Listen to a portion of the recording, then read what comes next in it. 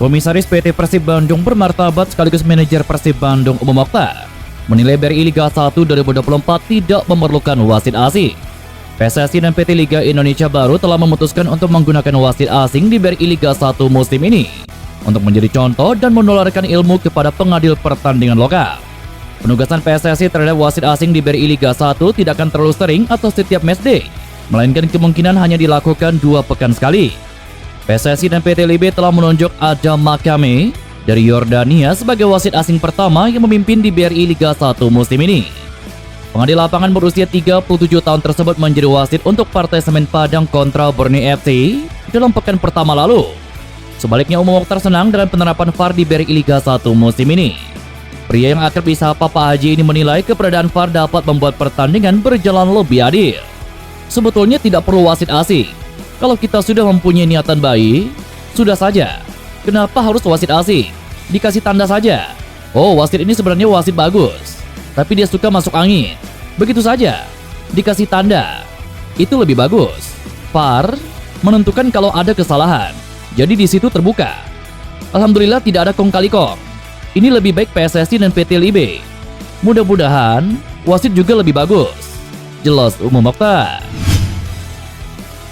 Rekap total jumlah penonton pertandingan pekan pertama Liga 1 musim 2024 laga kandang Persib Bandung bukan yang terbanyak.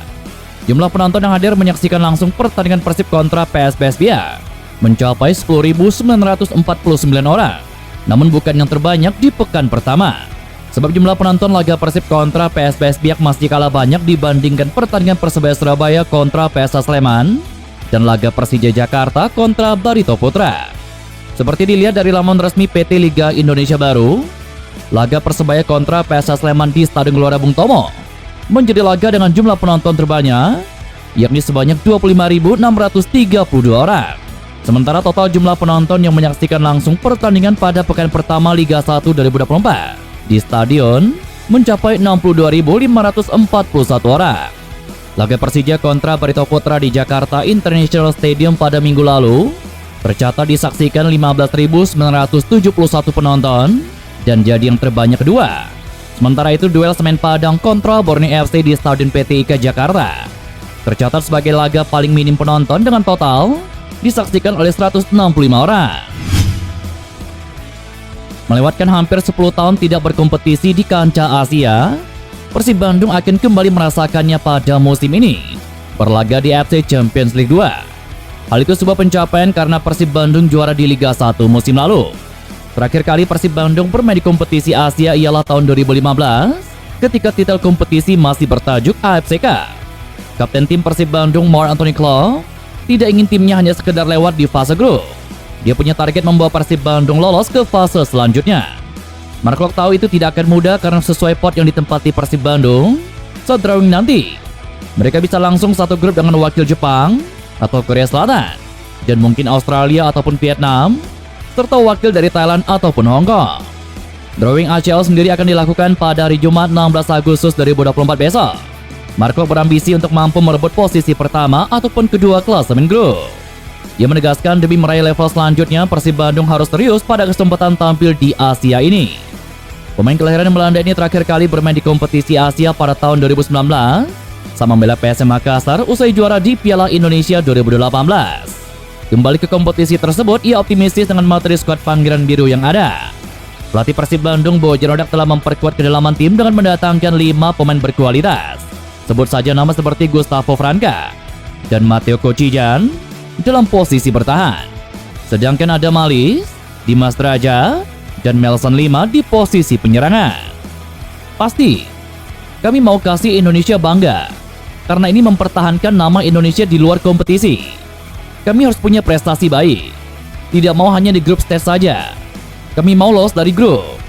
Mungkin posisi pertama atau kedua dari grup. Tetapi yang pasti kami datang ke ACL bukan sebagai fun game saja. Harus serius. Karena ini buat kami juga. Kami harus punya tujuan baru, target baru. Tetapi kami mau menang di sana juga. Kami butuh banyak pemain. Musim ini regulasi berbeda, dengan 8 pemain asing dan 6 yang bermain.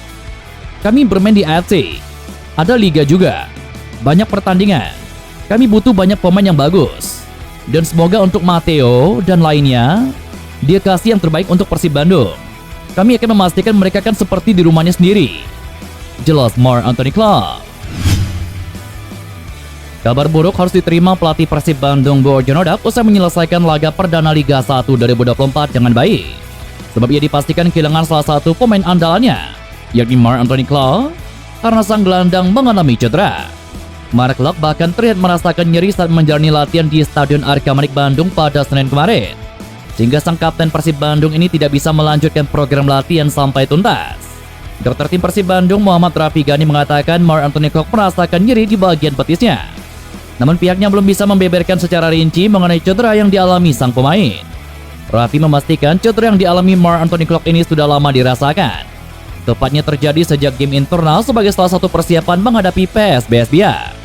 Bahkan saat menang 4-1 atas PSBS Biak di laga perdana Liga 1 kemarin, Marc Klopp juga kembali mengeluhkan hal yang sama, sehingga ia digantikan di menit ke-80 dalam pertandingan yang digelar di Stadion Sijalak Harupat Bandung. Kita akan observasi dalam 1-2 hari, tapi ternyata saat latihan ada terasa lagi. Mudah-mudahan bukan cedera serius, jelas Rafi Gani. Sebelumnya Persib Bandung sudah kehilangan seorang winger, yakni Febri Haryadi.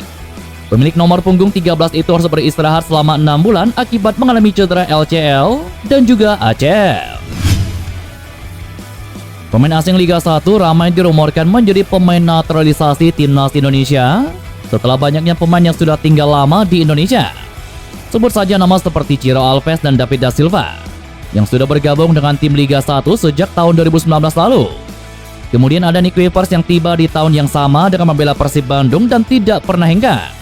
Meski secara aturan mereka sudah dapat dinaturalisasi, namun ketiganya akan tanda kutip ditolak atau tidak bisa mendapatkan kesempatan untuk membela timnas Indonesia.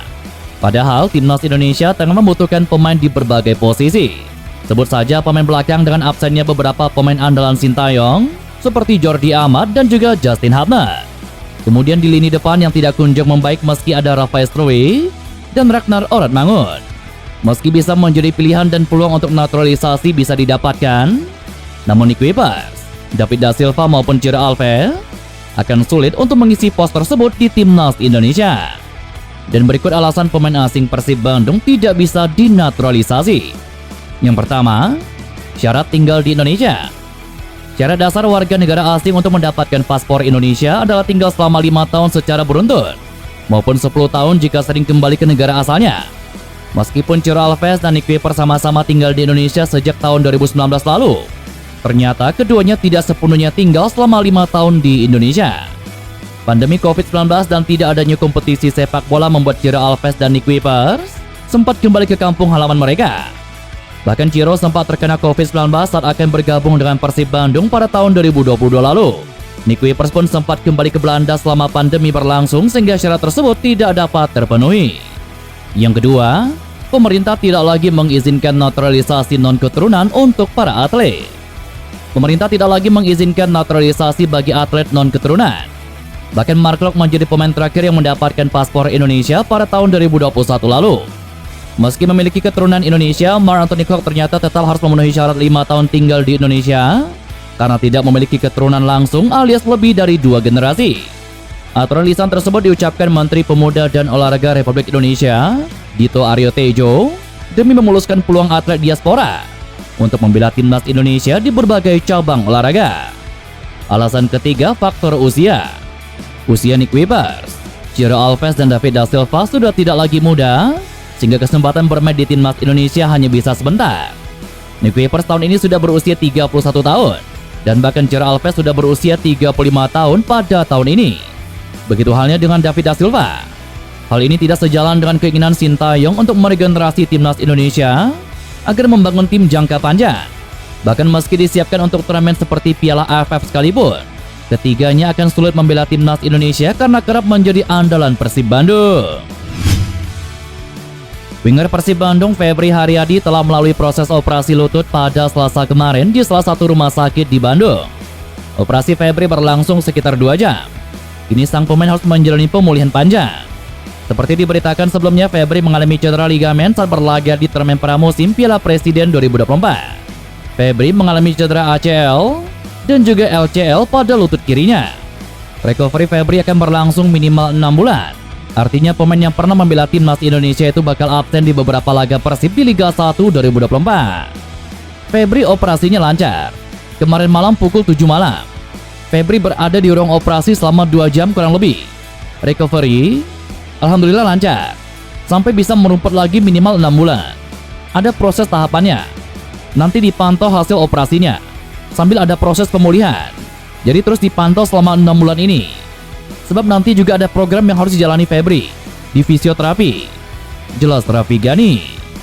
Febri turut membagikan momen-momen ia mendapatkan dukungan penuh dari rekan satu tim lewat postingan media sosial Instagram pribadinya. Ia menuliskan caption yang menunjukkan kekecewaan dan juga ketabahan menghadapi cobaan sebagai atlet sepak bola. Febri berharap ia bisa kembali kuat dalam menghadapi cobaan yang dihadapinya saat ini. Awal musim yang terasa berbeda karena tidak bisa berjuang bersama tim. Kecewa sudah pasti, tetapi bagaimanapun ini adalah bagian dari perjalanan karir sepak bola yang harus saya hadapi. Tidak semua harapan selalu sama dengan kenyataannya.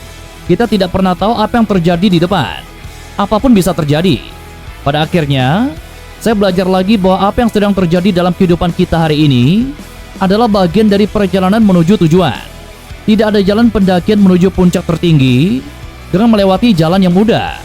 Terkadang kita harus melewati batu besar dan jalanan yang curam sebelum sampai puncak tertinggi. Bagi yang sedang berjuang untuk apapun itu, semoga kita selalu dikuatkan untuk menjalaninya. Tulis Febri Haryadi di akun Instagram pribadinya.